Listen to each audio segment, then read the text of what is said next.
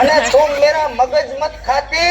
તું મને એમ કહેતી કે તે લુગડા જેવા કલર કા પહેર્યા હોતી તો હું તારી પાસે આવતી।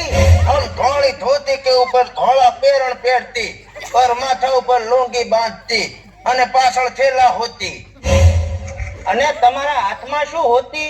हाथ में मेरे साह का बेहना होती। ओह तने केरोसिन में तळे। अरे हम तुम्हारे चेड़े बहती आ बैठा हो में जोती।